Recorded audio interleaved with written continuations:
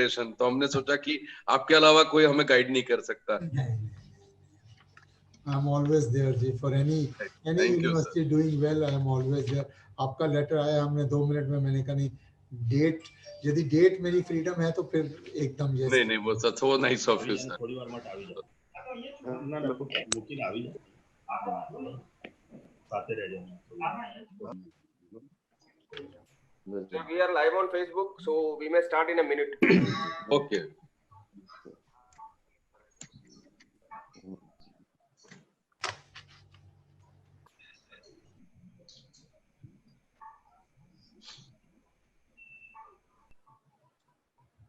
हाँ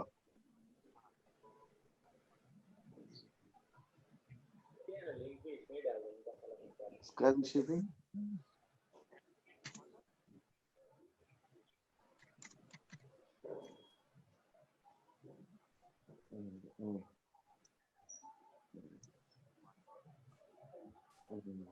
हमारा नहीं था लगे मुझे पर्सन कई तारीख है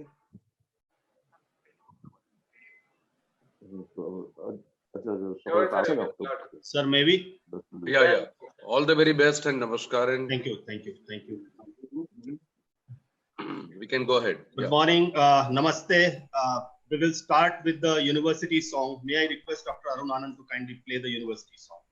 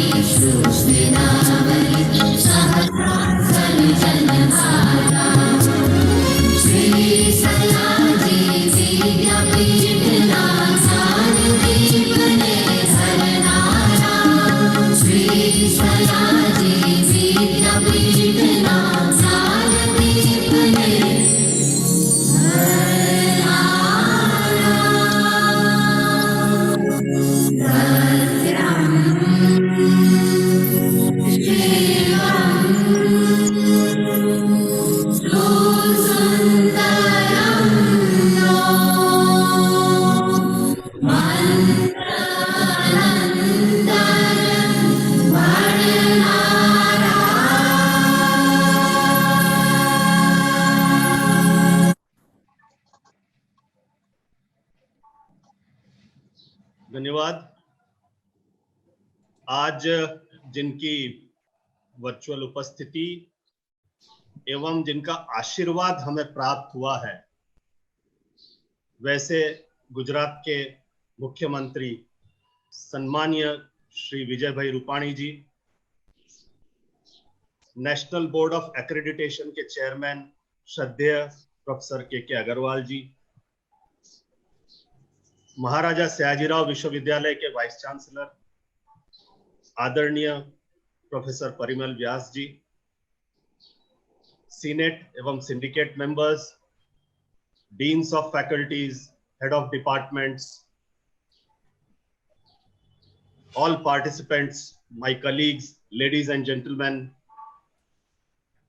I welcome you all to this very important day and a very important webinar on the National Education Policy. There are so many facets of the National Education Policy.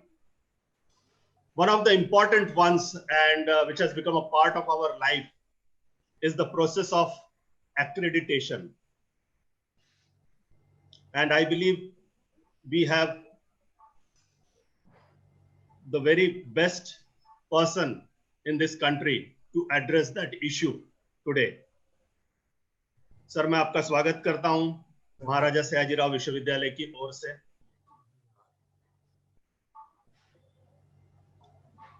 हमने नेशनल एजुकेशन पॉलिसी पे ये 8वां हमारा व्याख्यान है, 8वां कार्यक्रम है जो हमने आयोजित किया है। And we have been enlightened by many prominent people, vice chancellors and other experts all over India. And it has been a very fruitful journey for us so far. And we are looking forward to your inputs also today. And we will certainly take them home and implement it, sir. That is a assurance from our side in advance. इस पूरी यात्रा में जिनका हमें, मैं कहूंगा, प्रेरणादायी support या प्रेरणादायी सहयोग जो रहा है, मोटिवेशन रहा है, वो है हमारे वाइस चांसलर प्रोफेसर परिमल व्यास साहब। आप फैकल्टीज ऑफ कॉमर्स एवं मैनेजमेंट स्टडीज में, दोनों में आप प्रोफेसर की भूमिका में है। नेशनल बोर्ड ऑफ एक्रेडिटेशन के भी आप एग्जीक्यूटिव काउंसिल के सदस्य हैं एवं नैक पीयर टीम के कई बार आप चेयरमैन रह चुके हैं। मैं आपसे आग्रह करूंगा कि आप सहभागियों को संबोधित करें। Professor Parimal Vyas.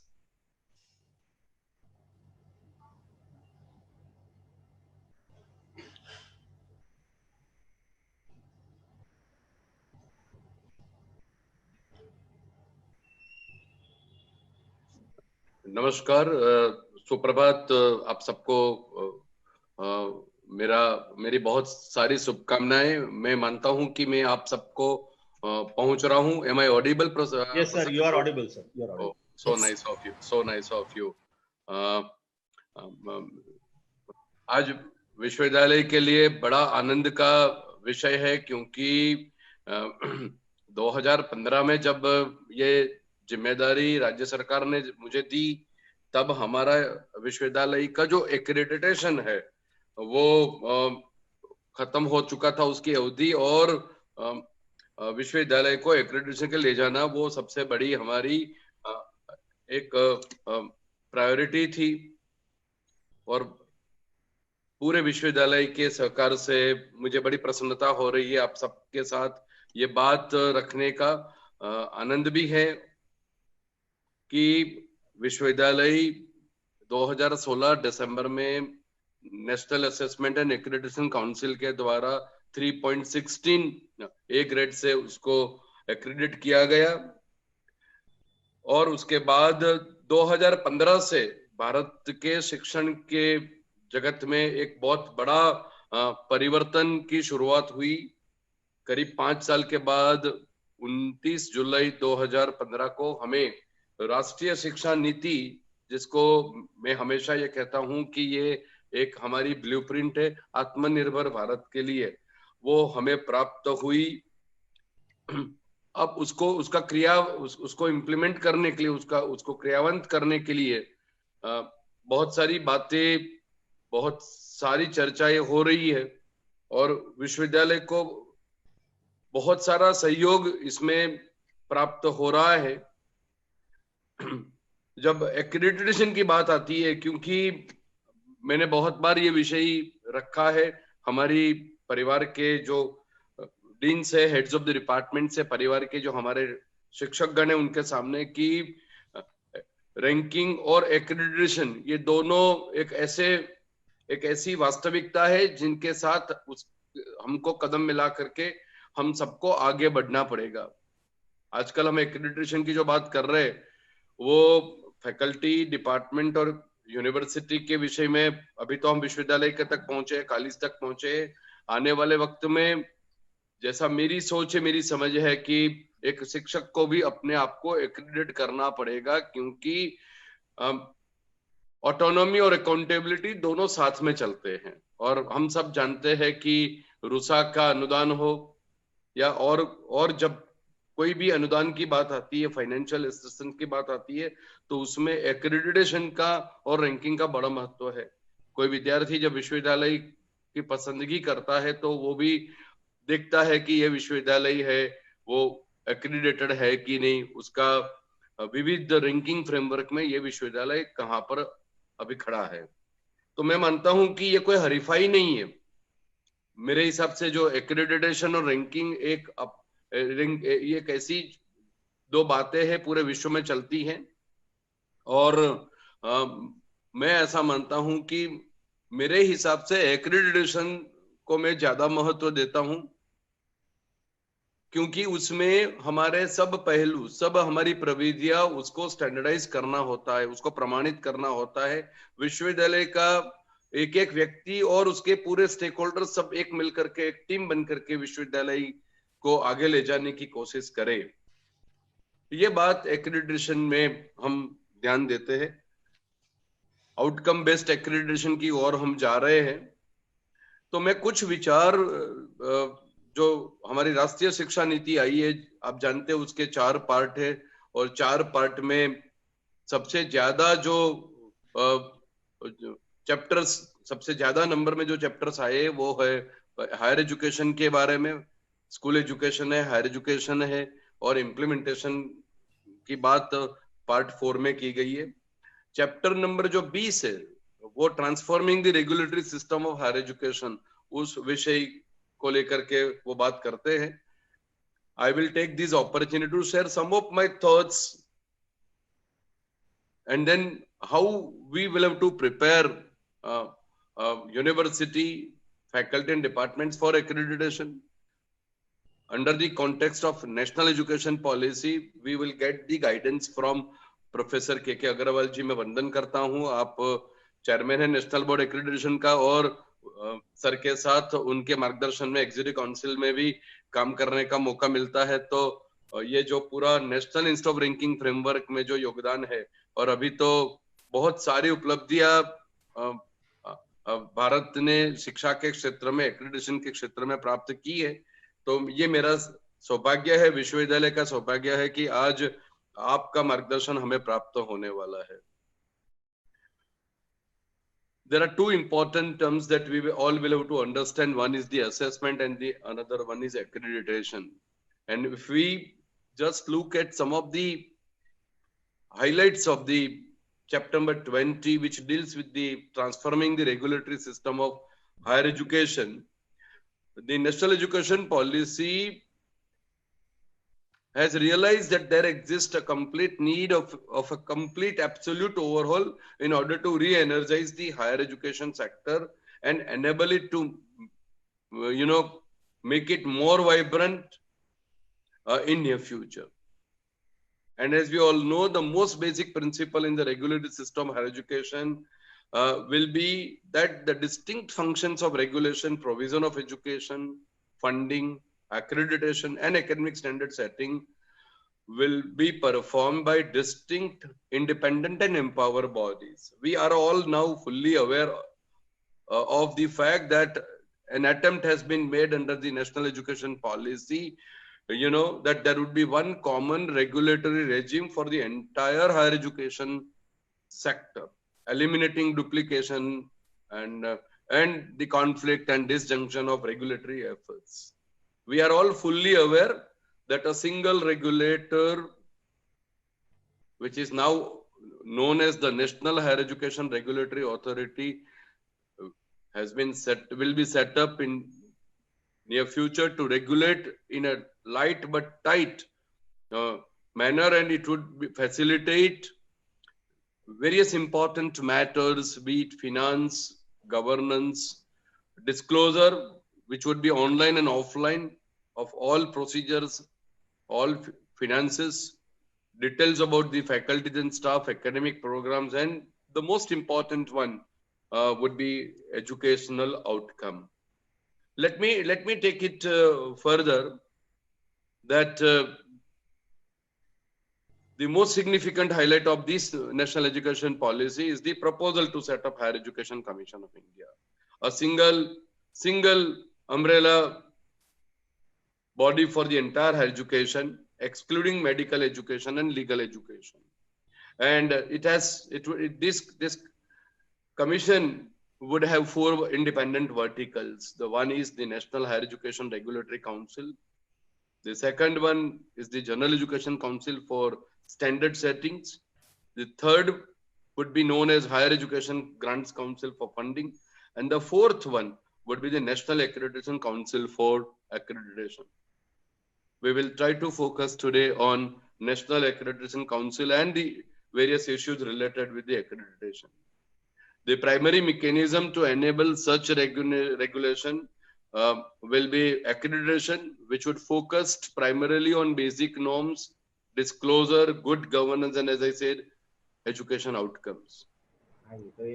As we all know, it has been named as National Accreditation Authority, NAA. And the license to function as an accreditor shall be awarded to an appropriate number of public institutions by NAA. As we all know, in the long run, accreditation will become a binary process as per the extent of global practice. It's very interesting that we have National Assessment and Accreditation Council, which would take care of, or which would bear the responsibility of national accreditation, as I said, authority in near future.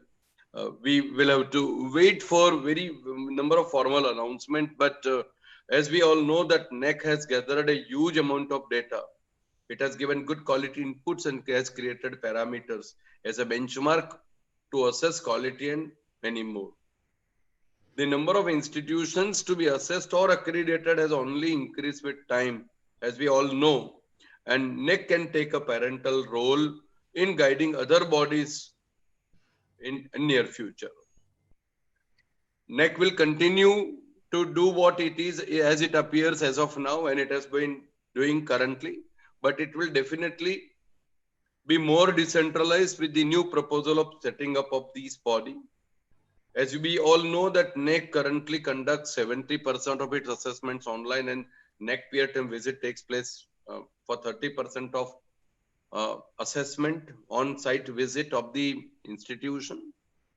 And the strategy, as I understand, is to go towards online assessment, make it as less human contact as possible, and making smart use of technology would enable all of us to get everything online, and the accreditation would happen. And let's understand that we are moving towards a blended accreditation assessment, but then there will be more emphasis on online in both. As we all know that National Institute of Ranking Framework is also doing online assessment. None of the ranking systems, like when you talk about Times Higher Education, World University Rankings, or QS World University Rankings, they're not going actually physically to the universities, but then they rank higher education institutions on basis of the data and information which is available in the public domain. And the expectation and the aspiration of the policy is that all private and government institutions should be held accountable and put all the academic data, the relevant one, on the internet. And we really need to put efforts to minimize whatever the anomalies which happens using the technology, and ensuring that the higher education institution should be held responsible for the sharing and dissemination of data and information in the public domain. This is very, very important.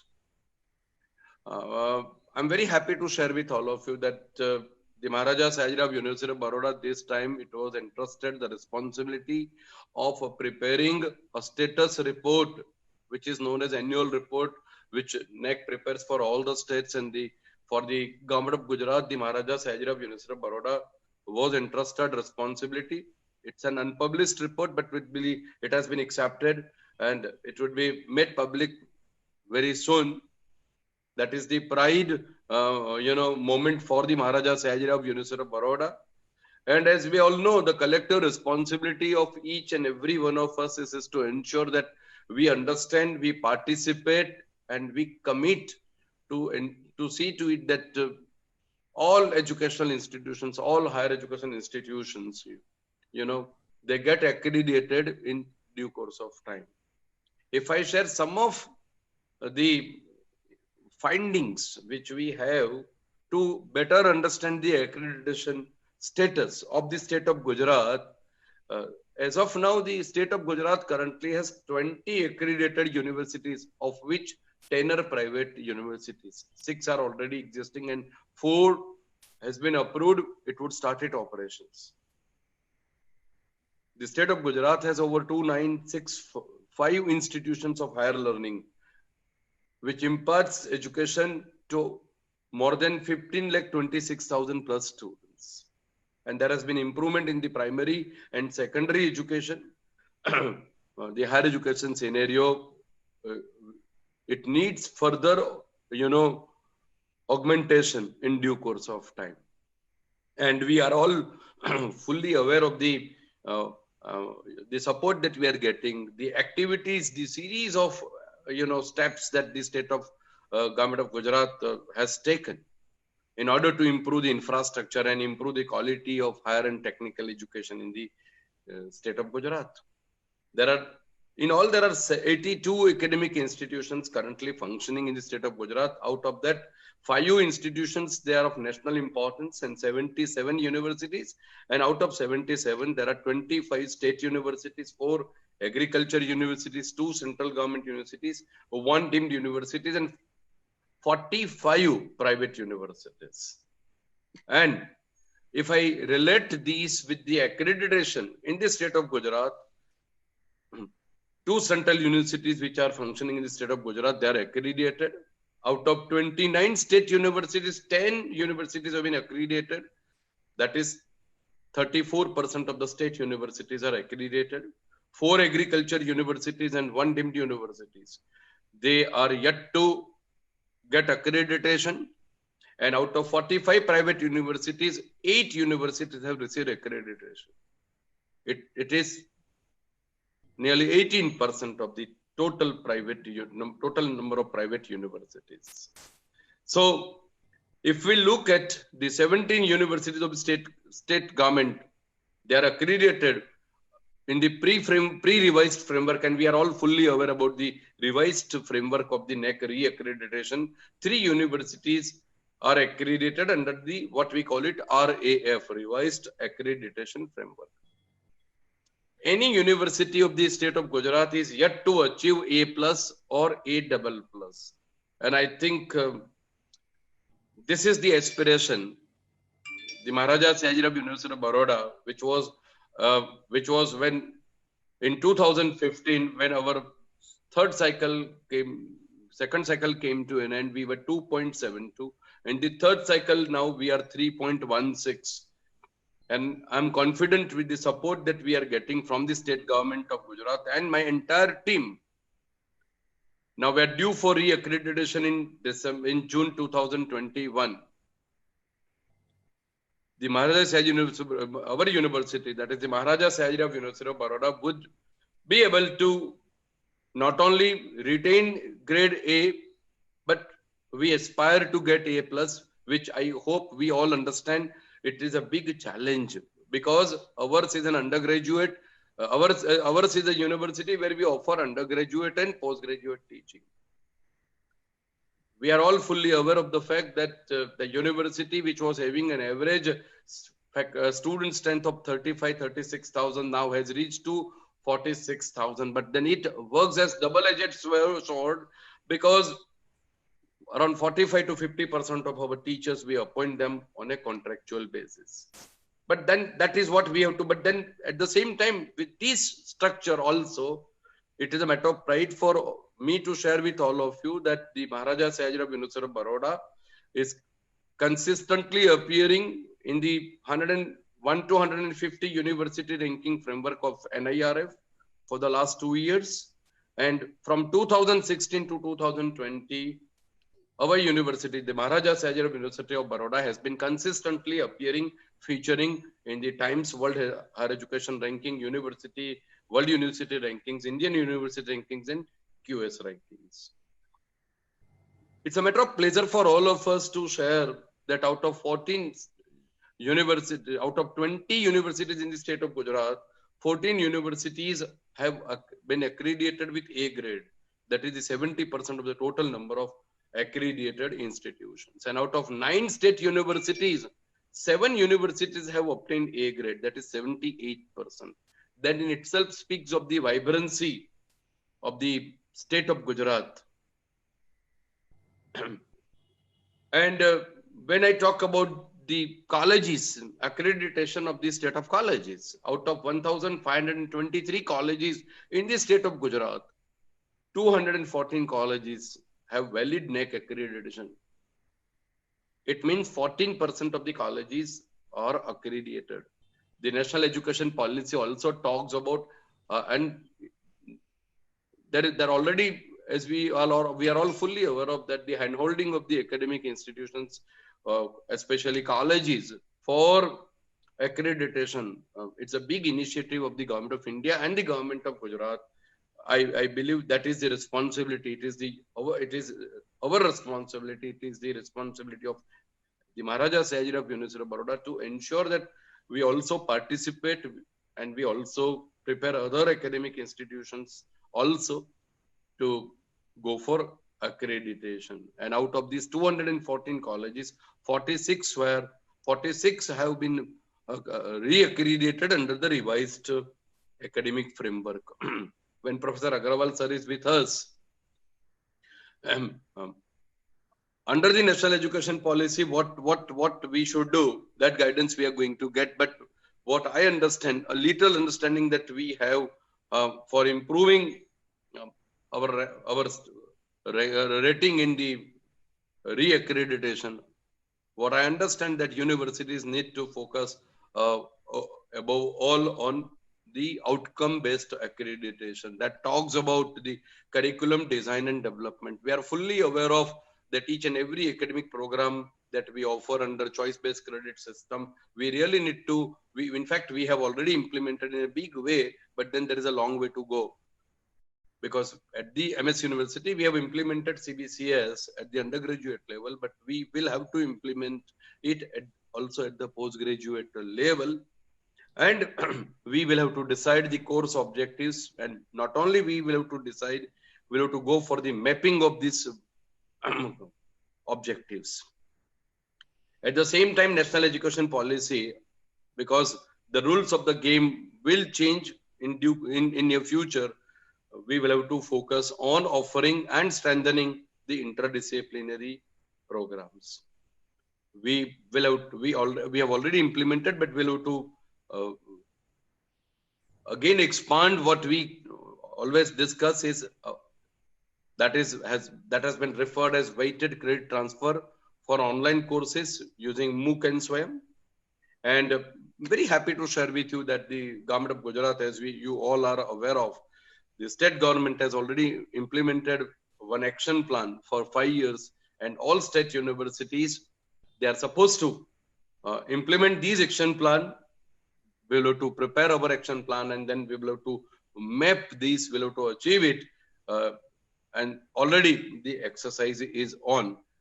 So that would also help us, to go for re-accreditation and improve our performance in the re-accreditation. One very important aspect which we have been discussing, and there is a lot of strategic emphasis in the National Education Policy, is that we will have to ensure that we create, cultivate and build research culture.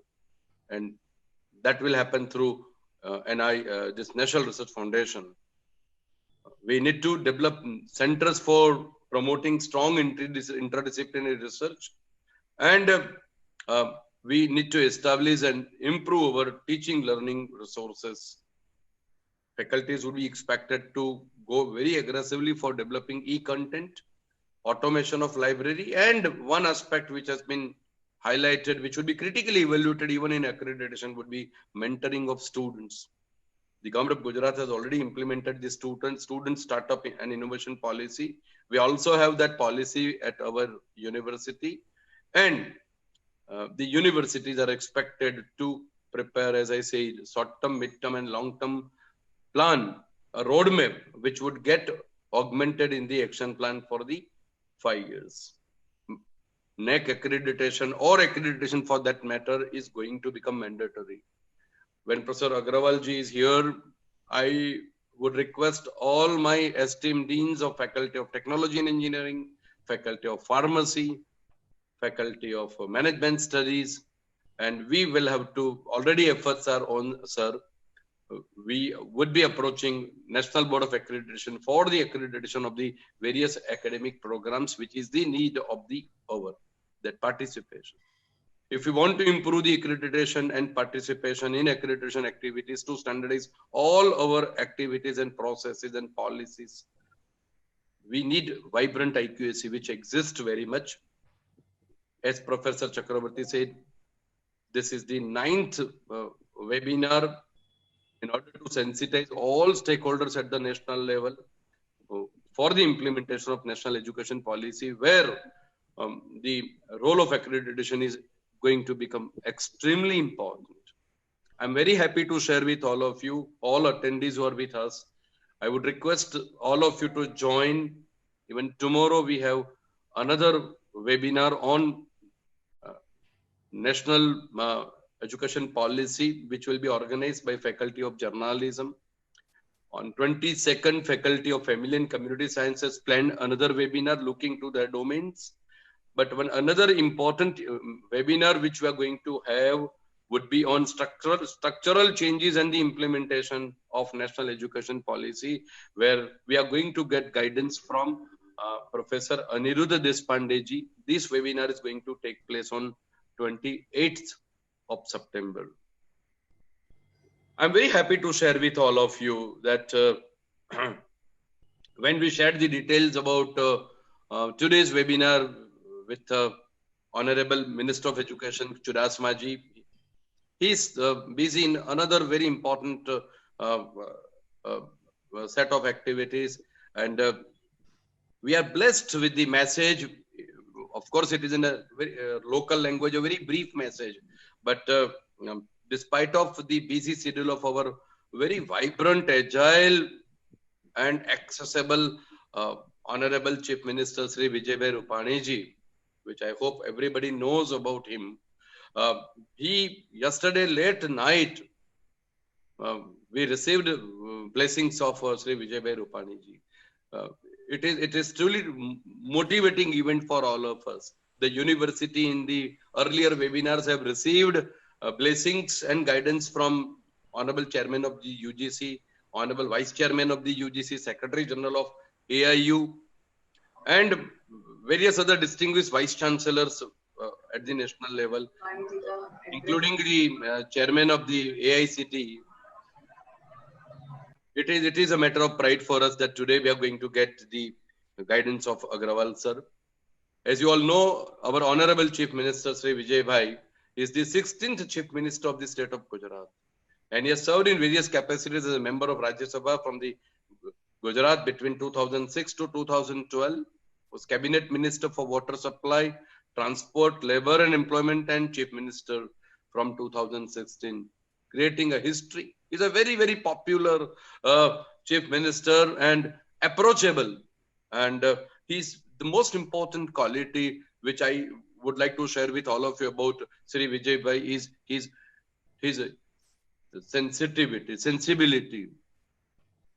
वो बहुत संवेदनशील है लोगों के लिए, और शिक्षा के क्षेत्र में I believe, I'm not sure, but पूरे राष्ट्र में एक ऐसा स्टेट जिन्होंने टैबलेट्स जब कोई बच्चा कोई भी विद्यार्थी जब विश्वविद्यालय में कदम रखता है प्रथम वर्ष में, तो टैबलेट का जो डिस्ट्रीब्यूशन होता है, और आज हम उसकी जो इम्पोर्टेंस है वो जब ऑनलाइन एजुकेशन में जा रहे हैं वो हम समझ रहे हैं.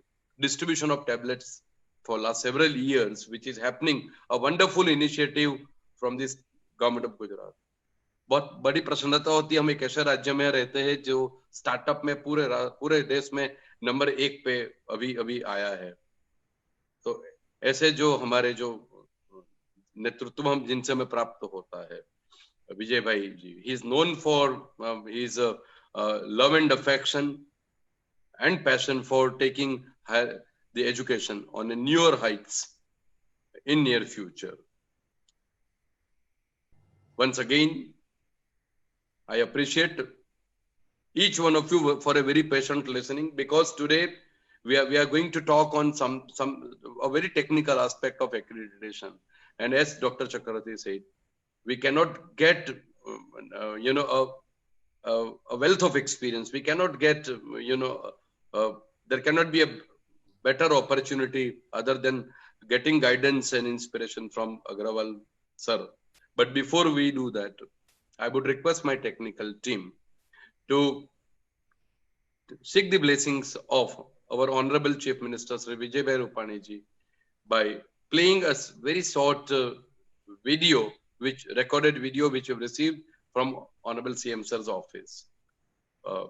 And then I would request Professor Bhavna Mehta Madam to introduce Professor K.K. Agrawal ji, and we would request Agrawal sir to share his thoughts and inspire all of us to keep on participating and contributing in accreditation activities in the higher education institutions.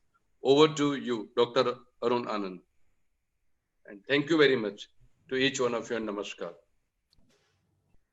નમસ્કાર.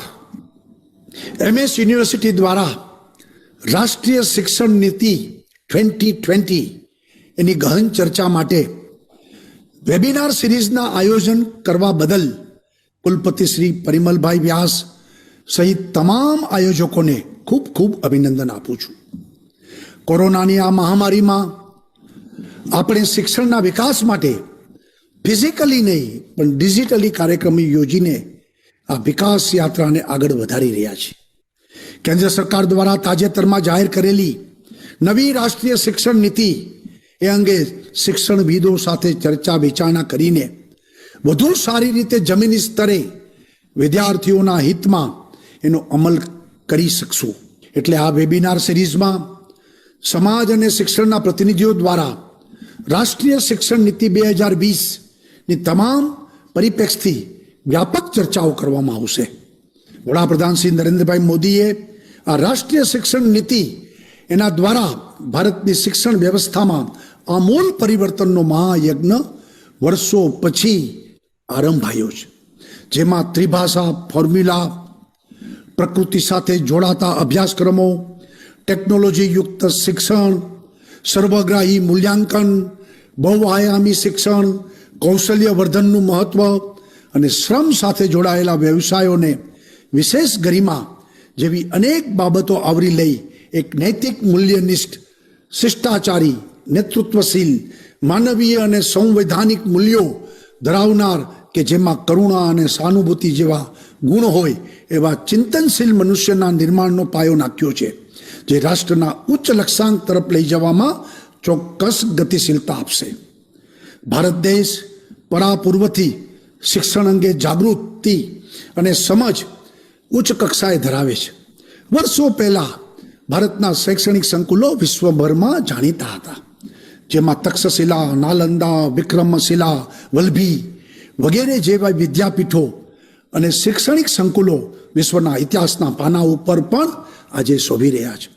હવે ફરી વખત એકવાર ભારત દેશના વૈવિધ્યસભર પ્રાચીન વારસો આ શિક્ષણ નીતિ દ્વારા ઉજાગર થશે. ભાષા એ સંસ્કૃતિની વાહક છે. આ નીતિના અમલથી ભાષાઓ બચશે. આ નવી નીતિમાં ભાર વગરના ભણતરને ધ્યાને રાખી બાળક માટે અક્ષર, ભાષા, સંખ્યા, રંગ, આકાર, ગણતરી, રમતો, તાર્કિક વિચારો, ચિત્રો, શિલ્પ, નાટકો, કઠપુતલી, સંગીત જેવી કલાને મહત્વ આપી બાળકના સર્વગ્રાહી વિકાસ કરવાની દિશામાં આપણે આગળ વધી રહ્યા છીએ. એટલે કે ભારતીય ભાષાઓ, કલાઓ, સંસ્કૃતિનો ત્રિવેણી સંગમ આ નવી રાષ્ટ્રીય શિક્ષણ નીતિમાં જોવા મળશે.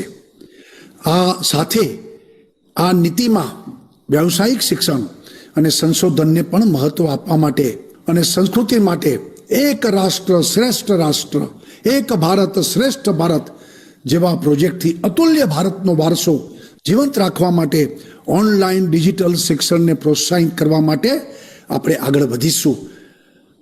આગામી દિવસોમાં આ વેબિનારથી ગુજરાતને ચોક્કસ દિશા આપી શકશો. હું આશા રાખું છું કે આ વેબિનાર પૂરી રીતે સર્વગ્રાહી રીતે વિચાર કરીને એક રોડમેપ તમે બનાવી આપશો અને ગુજરાતમાં આપણે ઝડપથી અમલ કરી અને ભવિષ્યનું ગુજરાત, ભવિષ્યની પેઢી એને આપણે શિક્ષિત અને દીક્ષિત કરશું. એ જ અપેક્ષા. સૌનો આભાર. ધન્યવાદ.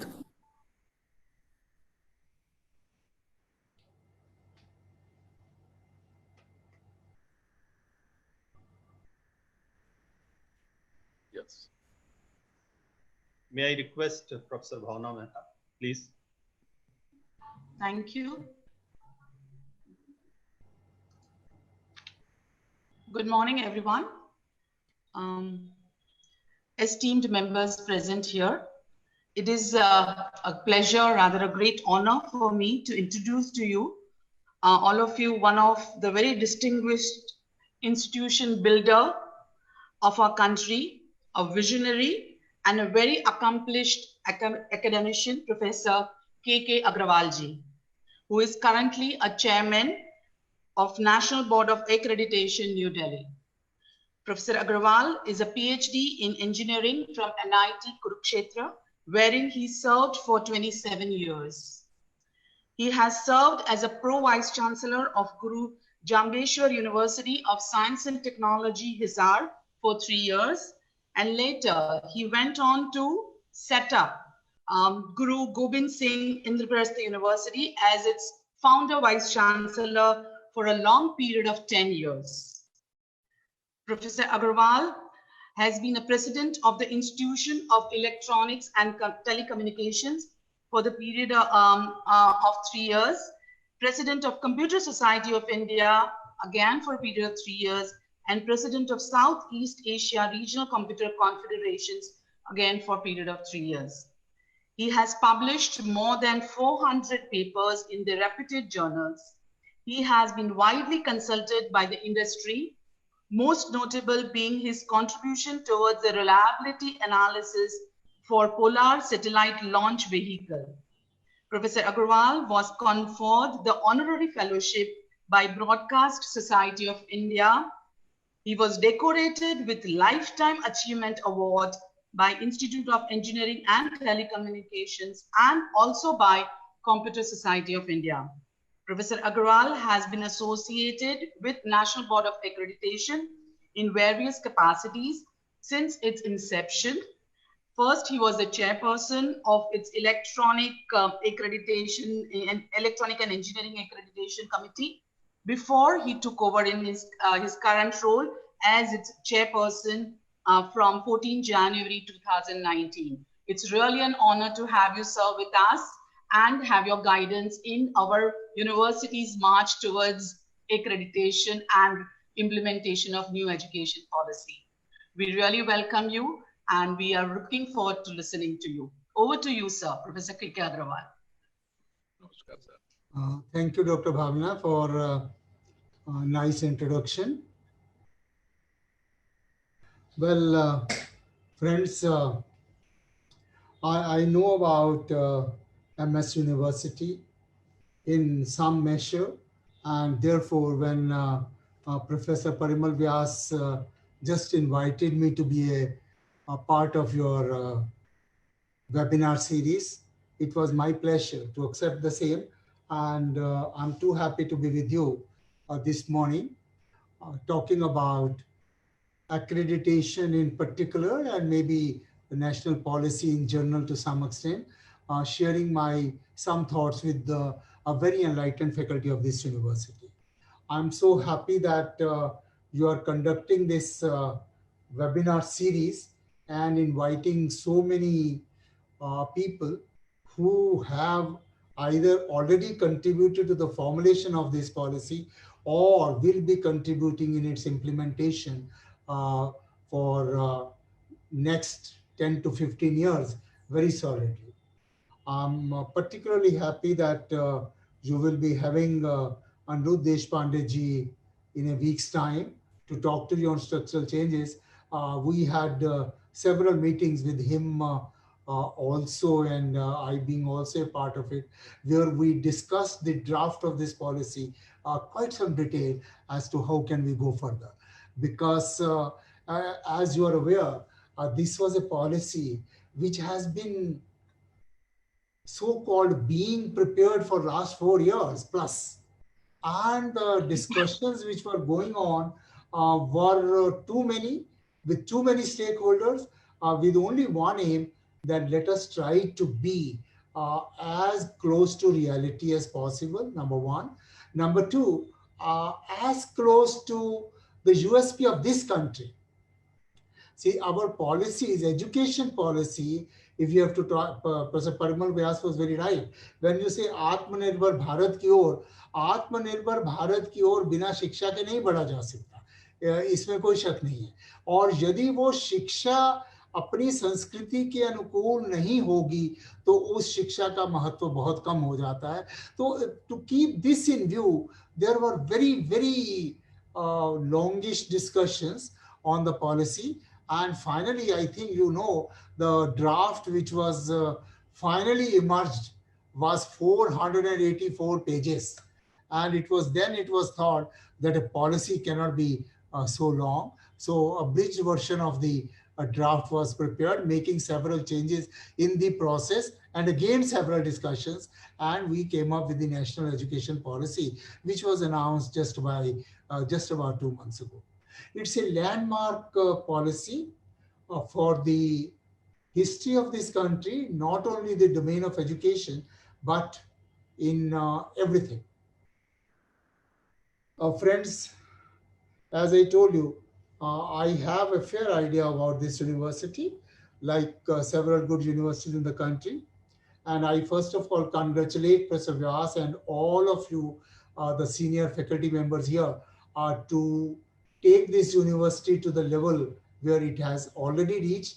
And I fully synergize your aspirations and wish you all the best to achieve those in the shortest possible time in the near future.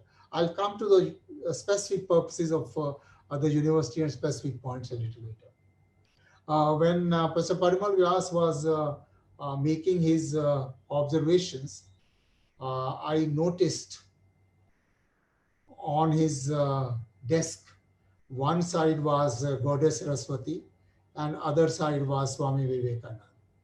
And if Ma Saraswati keeps on guiding us forever and Vivekananda's ideals on education become the implementable principles of any policy, I don't think we can be left behind.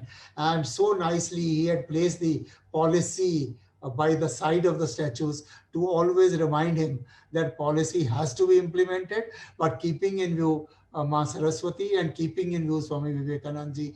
And I have always believed these things are not designed. They don't happen by coincidence. They happen by God's will. And that's a guiding force which always comes into picture. So I was so happy to see that picture. It is embodied in my mind. And I'm sure these guiding lights will take us to where we wish to go. Friends, as Professor Vyas did tell, that this national education policy goes to 4 very distinct verticals: regulation, accreditation, grants, and standard setting. It was a very deliberate attempt to keep these 4 verticals independent of each other to a reasonable extent, except the coordinating super body. Because at the moment, say for example, technical education, AICTE approves you, AICT approves your grants, and AICT sets the standards. For other courses and the universities in general, UGC approves you, UGC sets the standards, and UGC regulates you.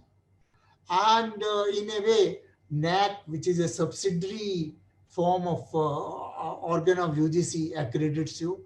NBA is a little more independent and autonomous of AICTE.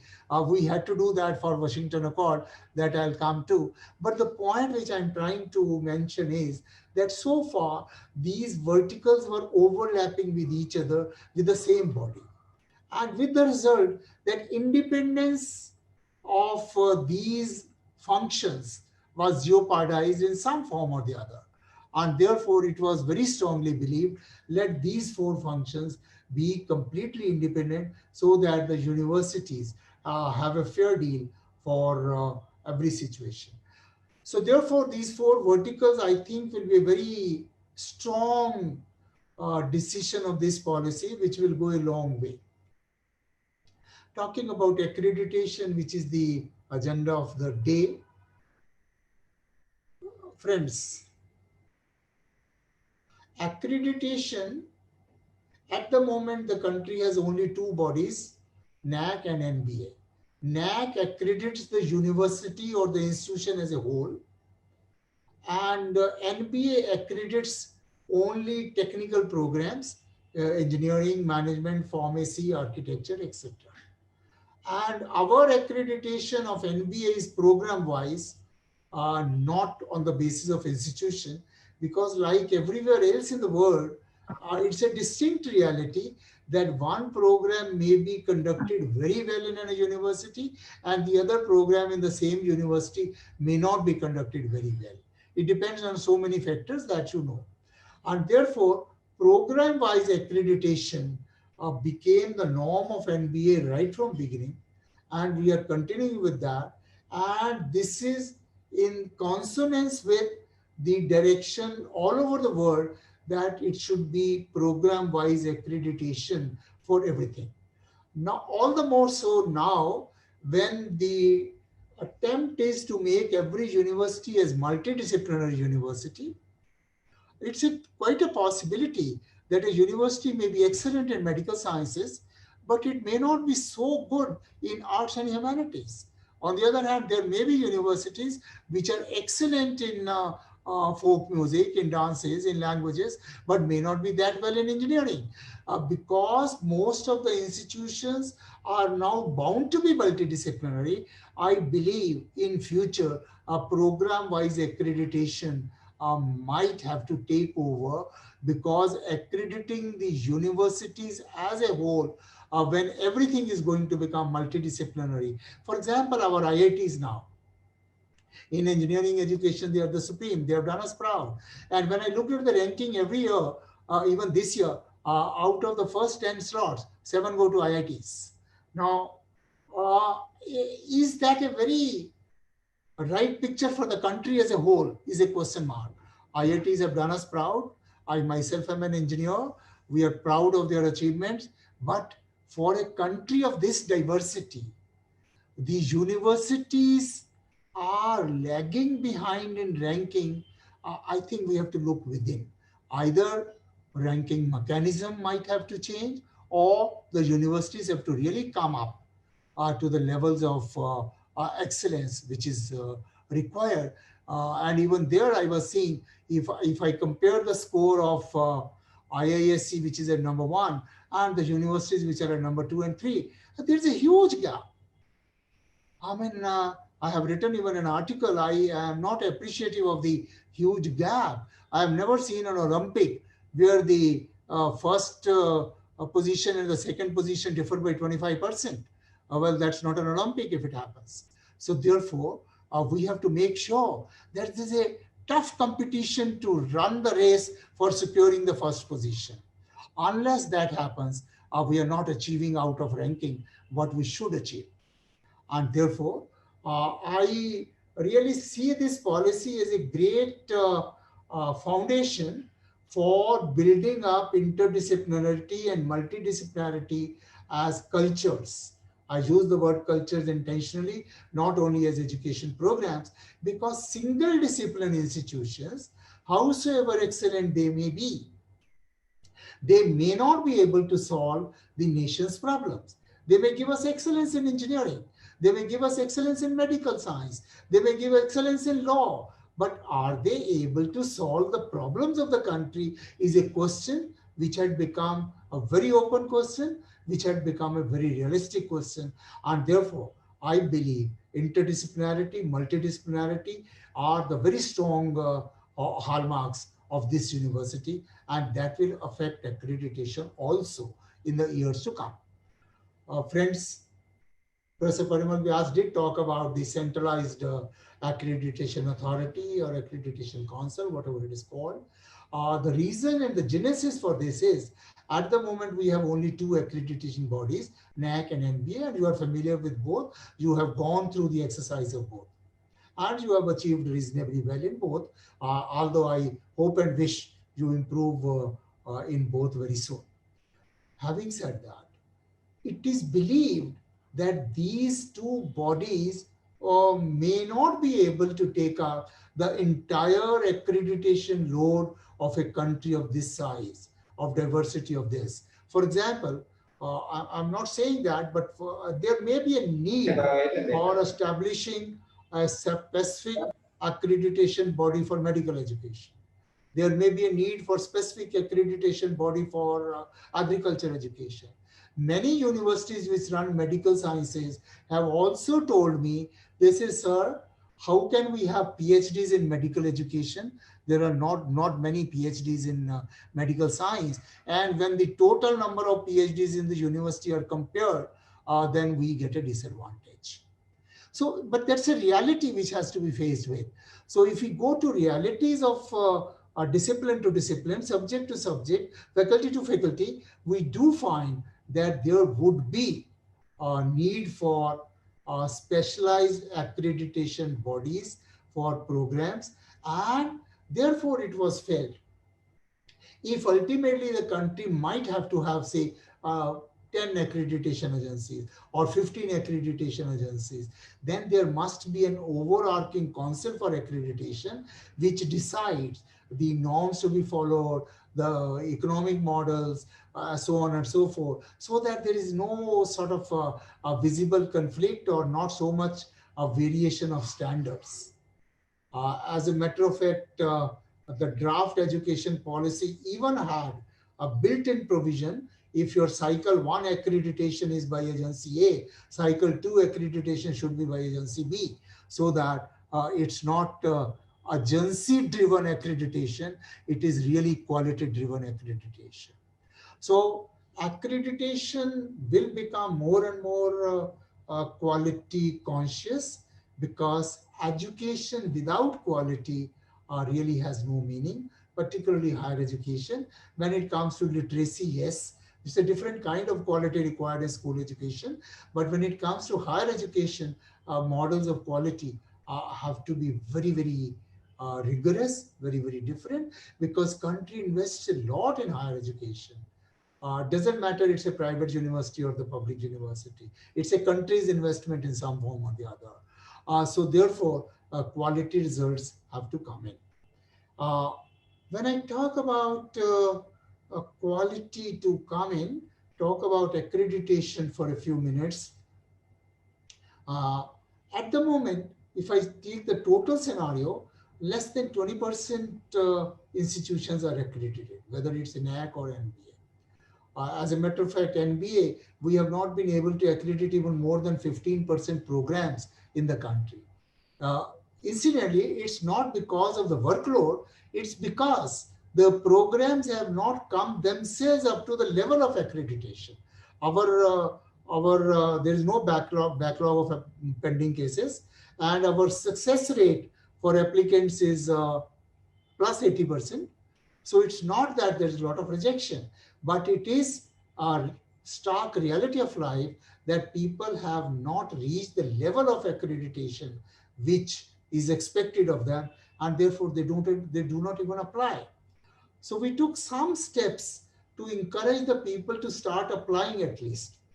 Before I took over, it was that for the first program to be accredited, you have to pay a fees of 5 lakhs and then 2 lakhs per program and so on. And so on.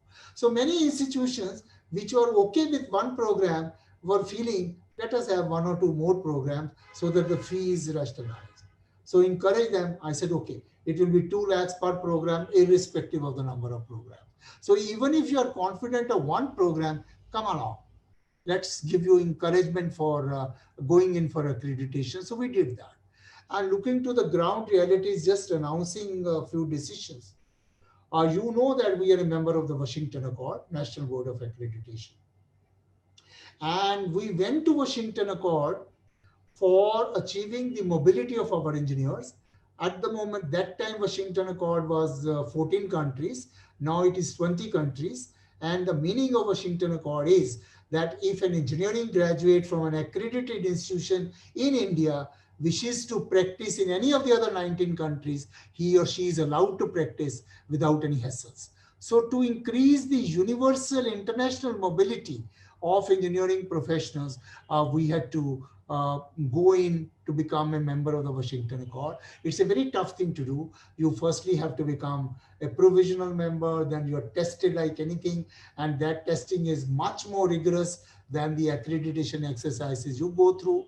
Then they accredit us. In 2014, we got 6 years accreditation and became a permanent signatory to Washington Accord.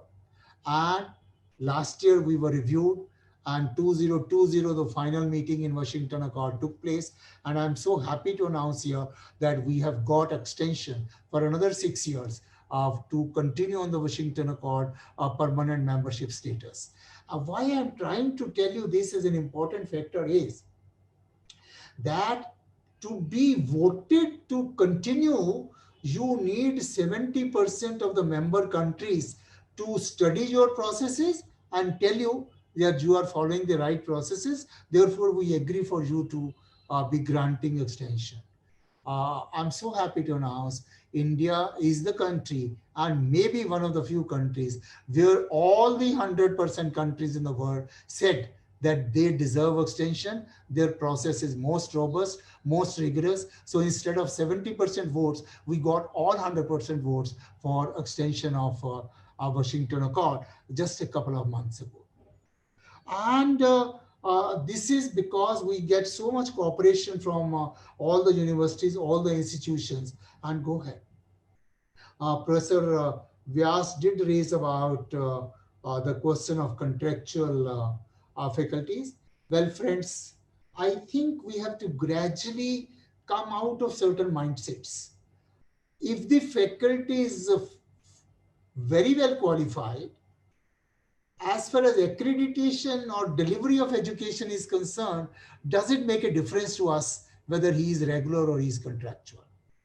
We thought no, and therefore in the National Board of Accreditation, we have taken a decision that whether you are regular, whether you are contractual, we don't care. There are only 2-3 conditions. Number one, you must meet the qualifications required for the post.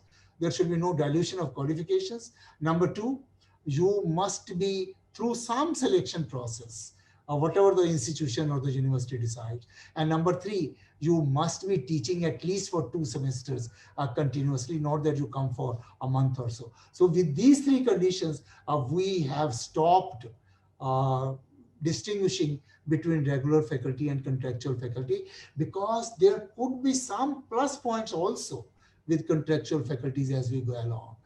In many institutions, we find that some of the contract, for example, under TechCube, the contractual faculties which have been selected for TechCube institutions is far better than many of those institutions could have selected themselves. So therefore, gradually the accreditation processes itself will have to become dynamic. And when I say dynamic, I mean a few things. Number one, I personally believe there's no formal decision taken on this, that accreditation will have to become program-wise gradually, because all the departments in any university cannot be equally good. That's a way of life. That's a reality of life. And even all siblings in a family are not equally good. So to expect all schools, all faculties, all departments in a university should be good for accreditation will be probably too much of asking when we want everyone to become interdisciplinary. Number one. Number two, we are outcome-based education in NBA, and we had to go to outcome-based education, let me frankly admit, because of the Washington Accord. Washington Accord said that no matter what you teach, every engineer coming out of your accredited program must have these 12 attributes. So they defined 12 graduate attributes, which we call, which an engineer must possess to be called an engineer. And they said how you achieve it is your concern, but a graduate engineer must have a knowledge base for engineering, must be good in problem analysis, must be good in doing investigations, must be good in design, must be good in teamwork, must be good in communication skills, so on and so forth. So 12 graduate attributes were listed by Washington Accord, and India adopted all these 12 as it is. So therefore, when we expect these things to have happened, outcome-based education came into being, and it is now a well-accepted reality of life in the world over. Even NAC has now gone to outcome-based education in a reasonable depth when they have started talking in terms of learning outcomes and things like that. Even school education is now going to define learning outcomes and going towards outcome-based education. The philosophy of outcome-based education is very simple. Earlier, the belief is a group of professors will sit on a table in the conference room and will decide what should a student study, and believe and hope that after a student passes all these courses, he will become a good engineer or a good manager or a good doctor or a good lawyer and so on and so forth. And nobody really bothered to find out from the student as to what do you want to become a good engineer, or what do you want to become a good lawyer. Outcome-based education says, no, go the other way around. First of all, list what do you expect an engineer to be? What do you expect a scientist to be? For that matter, what do you expect an artist to be?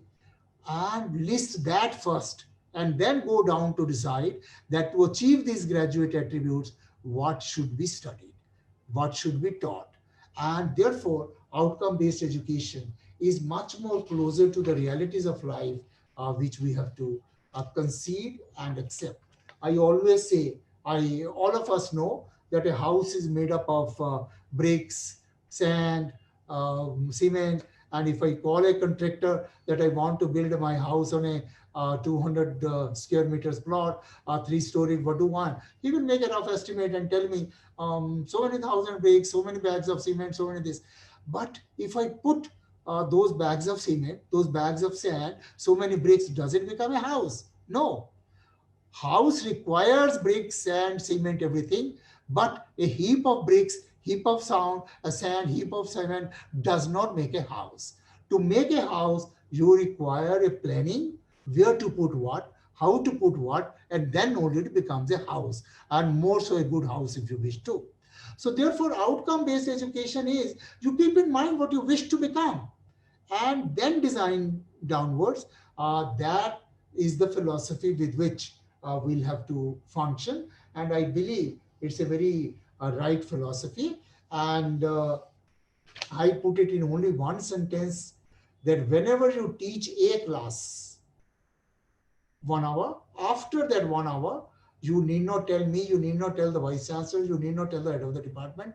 You must tell yourself, why did I spend 60 student hours? What do I expect the student to have learned at the end of this 1 hour, which will, not from the examination point of view, which will connect that to one of the graduate attributes which I have already listed. Every 1 hour of class must be able to give you a flow chart which connects you to one of the graduate attributes which you wanted to imbibe to the student, and therefore you took this 1 hour. Otherwise, I'm sorry to use little harsh words, otherwise you have wasted the time of the students with no authority, or using your authority beyond limits. Similarly, when you set a question paper, even if a question carries 2 marks, you have to answer yourself when I am asking the student to answer this question, which graduate attribute I am trying to test. Because if the question is not connecting to any of the graduate attribute, then is the academic exercise becoming a game playing that I will teach whatever I wish to teach, I will set the question paper accordingly, and if the students do well what I wanted them to do, I will give them A+, they will go into the market with 9.7 CGPA and industry will find they're useless. Now that's the phenomena with which we ended up with, right from school education to higher education. We have CBSE students with the 100% marks or 99% so many, and then they fail in JEE. What does it mean? And similarly, if you get a university topper is not selected by an industry, what does it mean?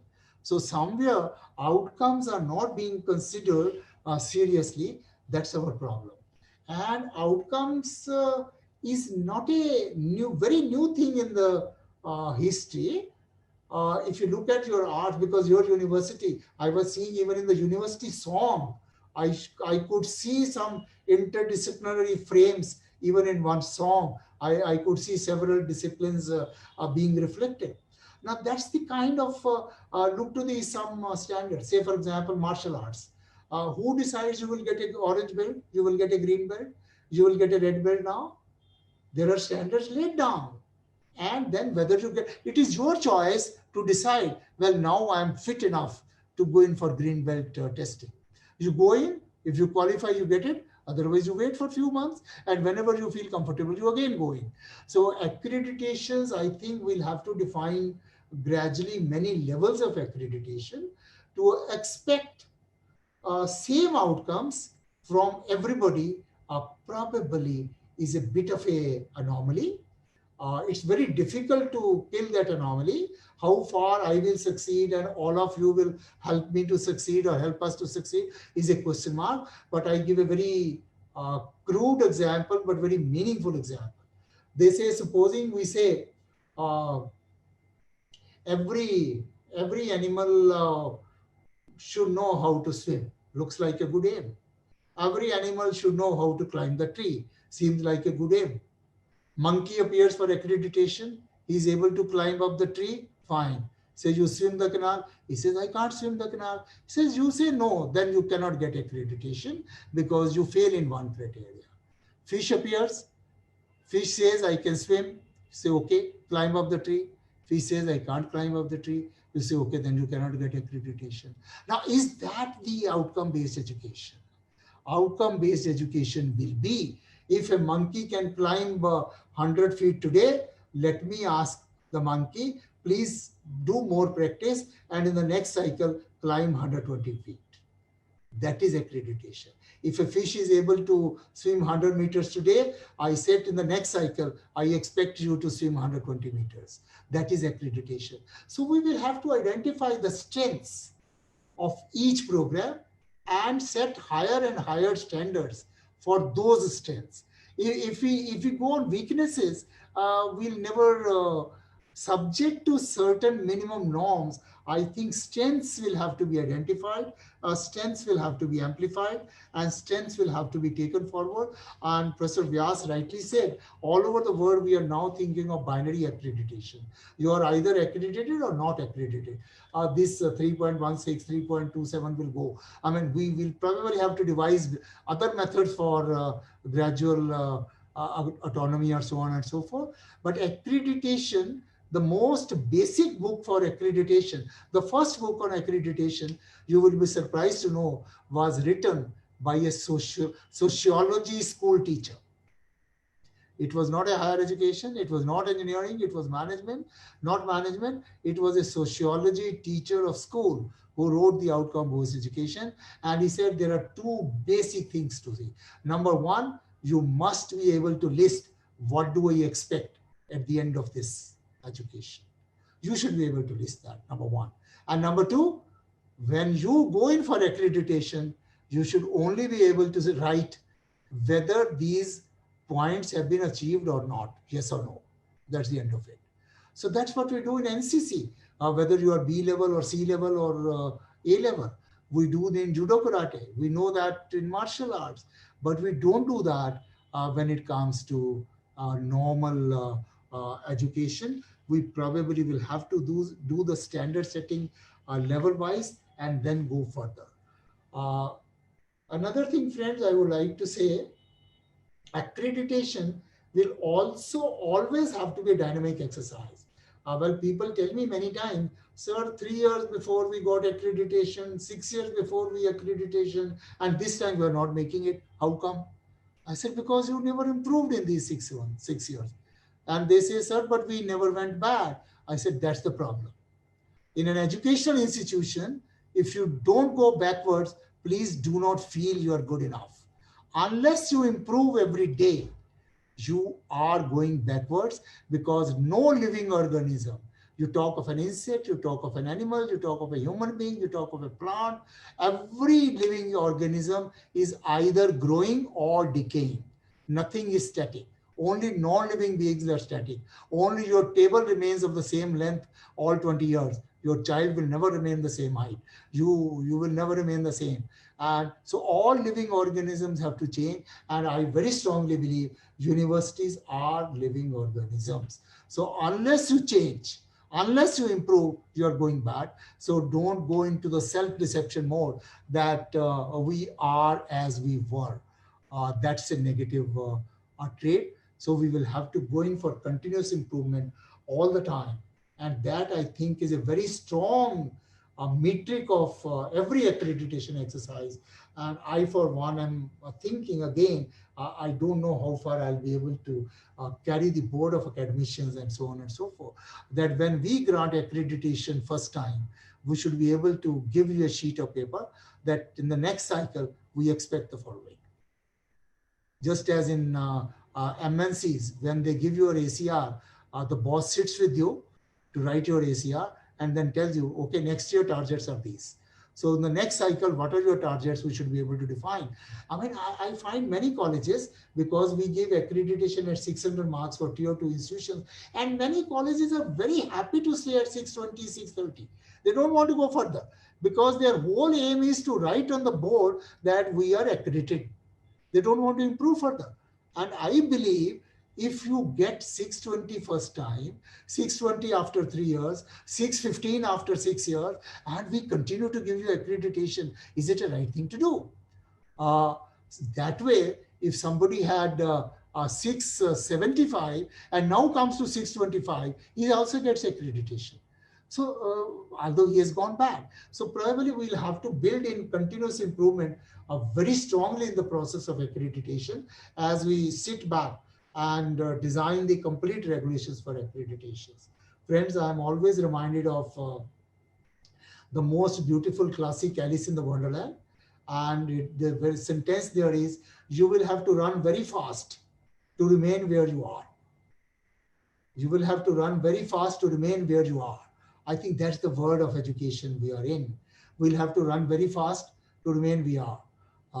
If we don't run, then obviously we are not. So universities will have to, it's a great challenge which is coming in. We'll have to follow that challenge. And lastly, friends, because now everything is going to become multidisciplinary and interdisciplinary, I think university like MS University has a potential to come up on the scenario much better, because many of our existing top institutions are single discipline institutions. And for them to become multidisciplinary and then excel in all disciplines will be a greater challenge than for you to excel in several disciplines at the same time.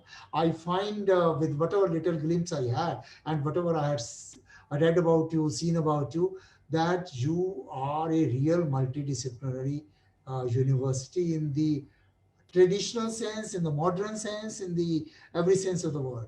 And therefore, to prove yourself, to improve yourself in the world of multidisciplinarity probably would be little easier for you than for others to become multidisciplinary first and then improve.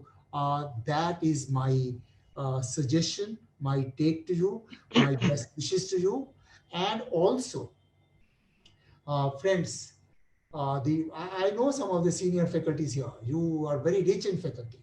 And a university like this, which has a great history, which is rich in faculties, I think many of the principles enshrined in National Policy of Education, you can start implementing it from tomorrow. You really don't need any legislation, more legislations to take you forward. For example, if you want to start a 4-year program, now you can. Now, if you want to ask a science student, well, if you want to take a course in music, we'll allow you to.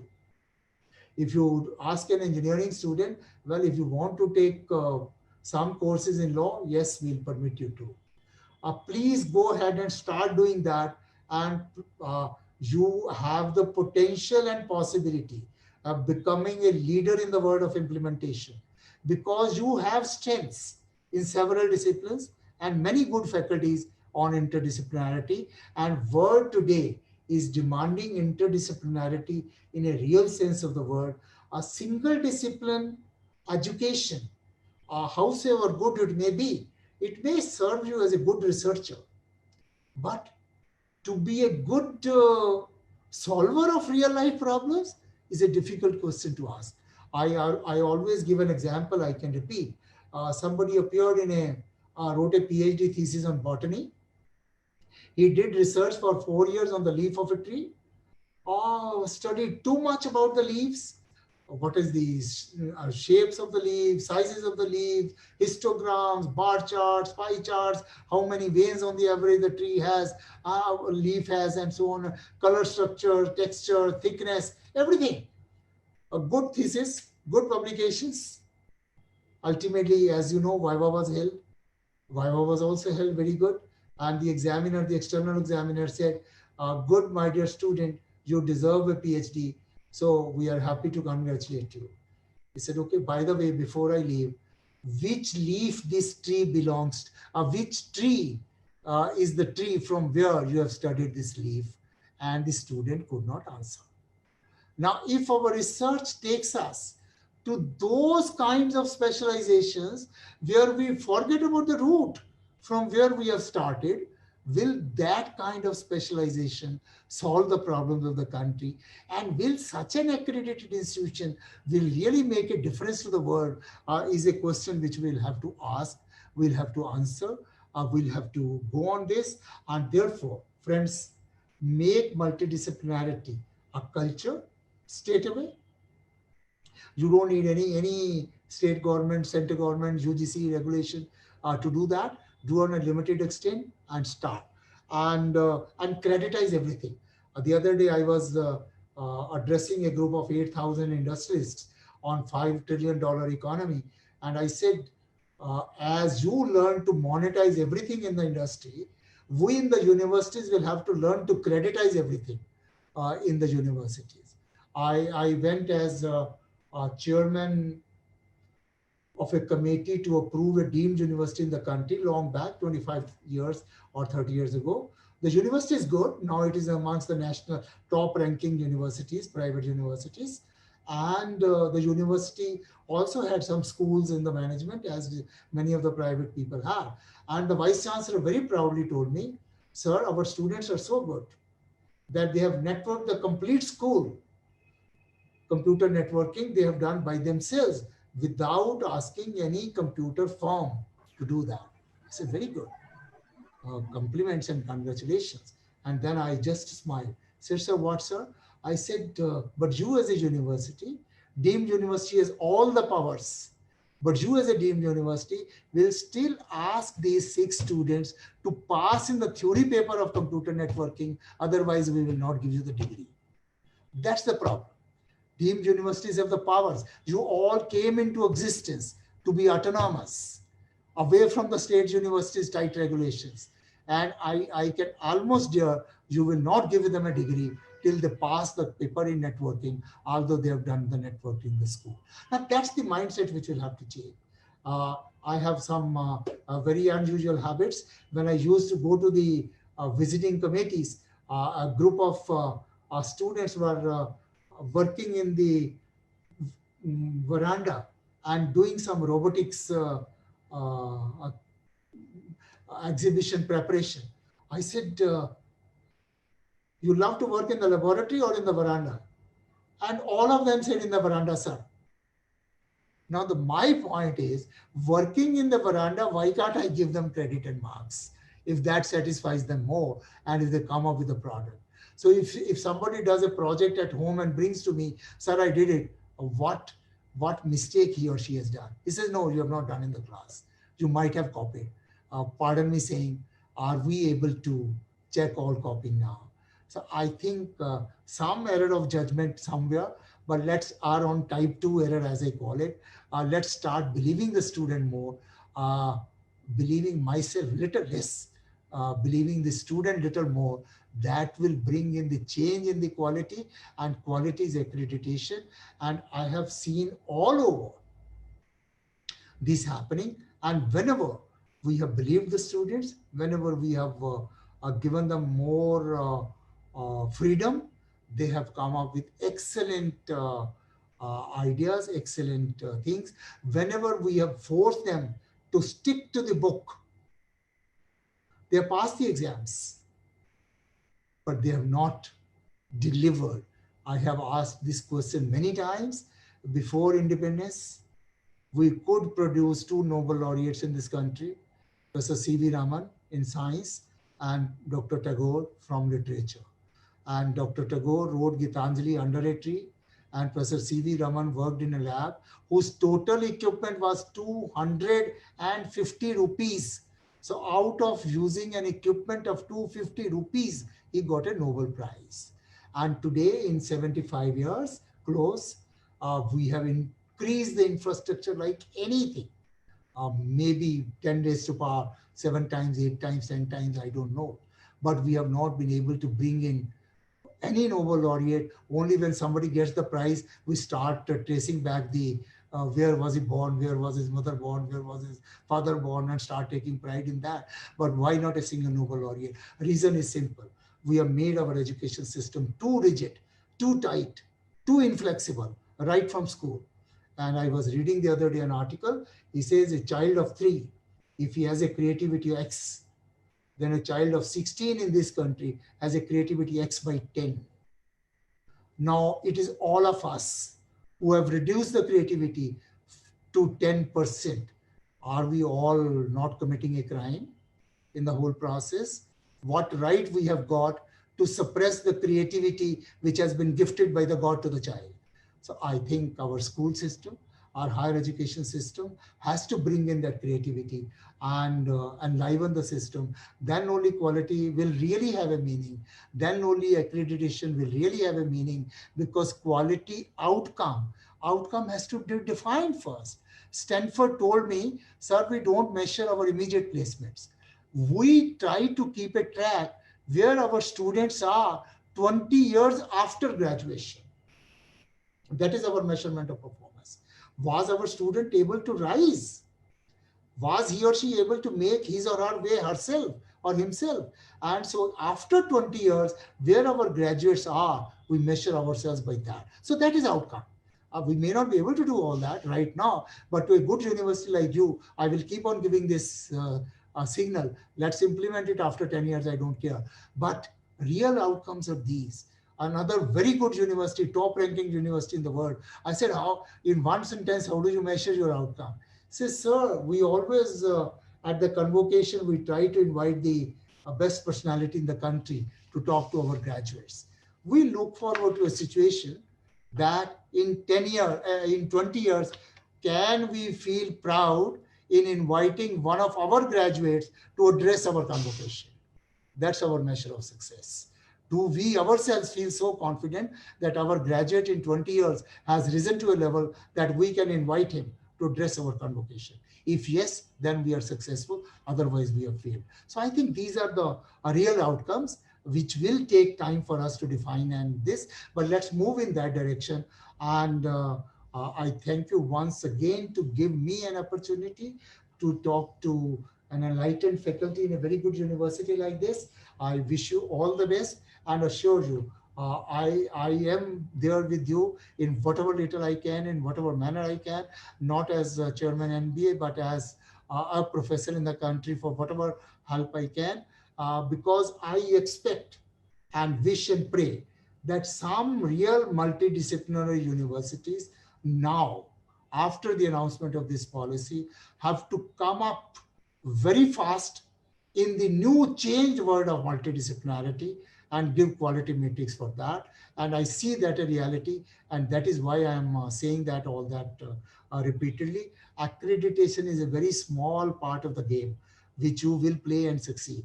But I am looking forward to much better outcomes, much higher outcomes. That will be the real quality of education. With these words, I thank Professor Vyas, and I will like to compliment him for taking the university on a very good path. I hope all of you will continue to work in the same spirit or still higher spirit to go further. And my best wishes and thanks once again. Thank you very much. Thank you, sir. May I say that, sir, the last few minutes are going to remain with us for quite some time, or maybe for the lifetime. In fact, they were inspiring, indeed very inspiring, sir. Apart from the procedural aspects, it had the philosophical and ethical basis also. There are quite a few questions, but before going to that, may I compliment you, sir, because you have been a part of NBA from the very beginning. May I compliment you on behalf of the entire nation for having been the part of Washington Accord, yes. Which is a very important accomplishment, sir. Please accept our compliments and our appreciation. Thank you so Thank you. much. Sir, there are a very few questions. One major question that I extract from all these questions is that how is the accreditation process going to change with this new education policy? That is the question. Okay. Well, I think a change will be, as I said earlier also, accreditation is a dynamic process and it will continue to change. And the new education national policy will again bring in a change. For example, we will have to bring in the graduate attributes, maybe a multidisciplinarity angle, which was so far not so explicit. Even in the last meeting of Washington Accord, because these discussions are going on the world over, we are trying to see, should sustainability development goals be a part of graduate attributes? Because in 2015, India adopted sustainability development goals. And I'm sorry to say, but no country in the world has really done enough to meet sustainability development goals. I'm sure all of you are familiar with one of the sustainability goals is no poverty. Other is no illiteracy. Other is good medical facilities. Well, I say in lighter vein, if the health would have been good for everybody, COVID would not have impacted anybody. And if COVID would have impacted, and if our education systems would have been strong, then again, learning online education should not be required. It should have been, we should have been strong enough. So my point is, sustainability development goals might become a part of it. Creativity and innovation will become part of graduate attributes gradually as to how do we measure it. So some of these desirable, see, what is accreditation? We want to measure what is expected of you, and the policy has defined what is expected of you, and therefore based on those expectations there would be changes, but there will be no sort of immediate radical changes as some people feel, because this policy is not uprooting anything. It's only changing. For example, if you have a 4-year degree, you give a certificate at the end of 1 year, diploma at the end of 2 years. We don't need to change anything. See, and these are facilities required. So I don't expect many changes immediately, but over a period of time, yes, changes will be required, and multidisciplinarity will have to come in the entire definition. Thank you, sir. Other questions or comments, but sir, this is a question from my side. Sure. Today's Times of India carries the article by Gurucharan Das. By Gurucharan Das. Gurucharan Das. Yeah. And he has brought in the role of teacher at the center of national education policy. Sir, I would request you to kindly give your well, Dr. Chakravarti, I mean, I think no person in academics, not only me, I think all of you also, would agree. Ultimately, it is the teacher only who is in the heart of education. Buildings are required, equipments are needed, but they do not need the education. Education is really made right from school up to the university by teachers. Do all of us not remember some school teachers? And who are those? Those are the people you will analyze in yourself, that they were teachers and role models. They were the teachers. I always say, if a teacher can inspire this confidence in the student that, well, my dear, I am for you. Your welfare is my concern. Then teaching is done. Mathematical formula, so he can learn from internet also now, from books also now. But putting the things together is the teacher, and teacher will be at the heart of the every policy implementation, and all the more so when we are trying to uh, see, this is a policy which itself is a good example of outcome-based education, because we listed first what do we expect of a citizen, Gandhiji's 5 principles, and so we expected what do we want from a citizen, and then work backwards. So it's a case study for outcome-based education in that sense, and therefore teacher without teacher. Well, teachers will have to be role models, and I'll just give again a small example of school education. Wipro, as you know, is a very good computer organization. They did this study about 15 years ago on best schools of Delhi and Bombay, best schools. And they asked the students, what is the chemical formula of steam? I mean, many of you are science background, but others also have studied science up to 10th at least. What is the chemical formula of steam? And no student practically answered this. The reason is very simple, because no book has written this, no teacher has spoken this. Then they felt disturbed. They collected about 100 teachers in an auditorium and started discussing. They said, okay, what is the chemical formula of water? And everybody said H2O. What nonsense, is it a question? We are so bright students and you are asking us chemical formula of water. Then they were asked, when water boils, what happens? I said, what a foolish thing to ask, steam. Then they said, is boiling a physical phenomena or a chemical phenomena? Everybody said physical phenomena. Then they said, do the chemical properties change during a physical process? Everybody said no. Now, every student knows water is H2O. When it boils, it forms steam. Boiling is a physical process. Chemical composition does not change during a physical process. All these 4 sentences are memorized by every student, and still nobody is able to tell the formula of steam. That is where teacher will have to come in.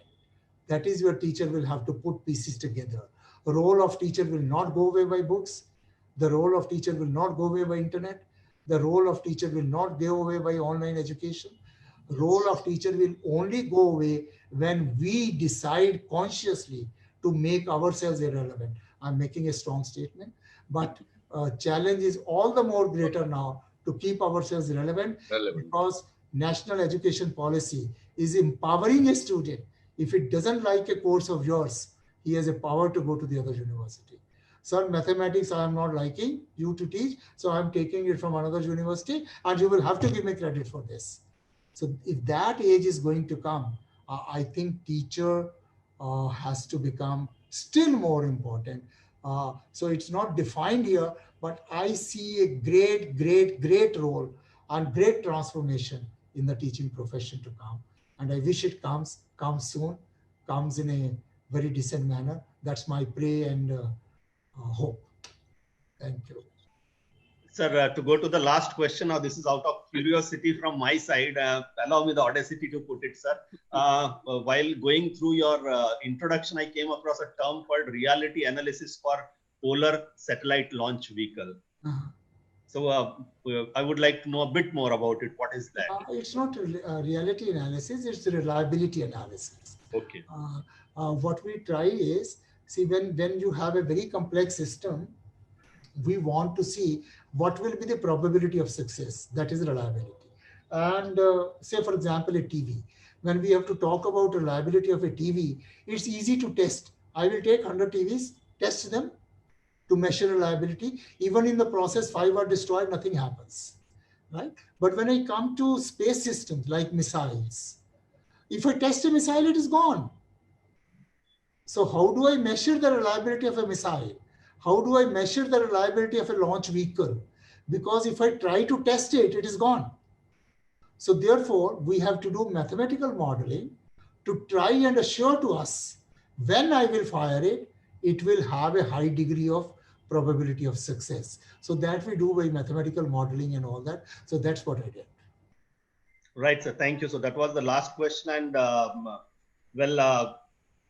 I'm sure there are many things that have been taken home today. And personally, for me, being a director of the IQAC, I think the best sentence that I would carry home is that please keep running to be there where you want to be. So thank you so much. I would now request our registrar, Dr. K.M. Chudasama, to kindly propose the vote of thanks. Namaskar, sir. Namaskar.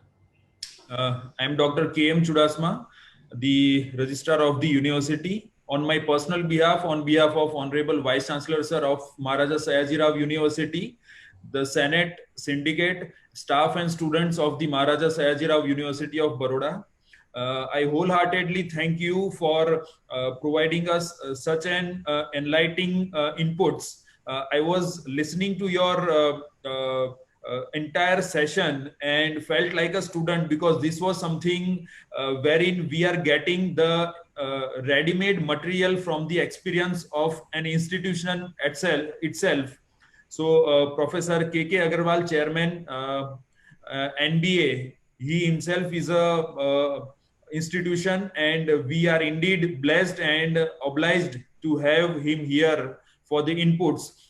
Your few of the points have been really very inspiring when you appreciated that Maharaja Sayajirao University has 111 departments, and there is a scope of multidisciplinarity. And when NBA looks at us with the hopes of the possibility that we can explore the multidisciplinary implementation, sir, we are now energized by your inputs. We are energized by your expectations also. And from today, now our goal is going to change, as rightly mentioned by our Vice Chancellor, sir, that we have to be the first one to take a step ahead regarding this thing. And your inputs, in fact, your dose has enabled us to take the very first step. And probably I am sure that in a short while, our Vice Chancellor, sir, would come up with a meeting also regarding the implementation of this policy.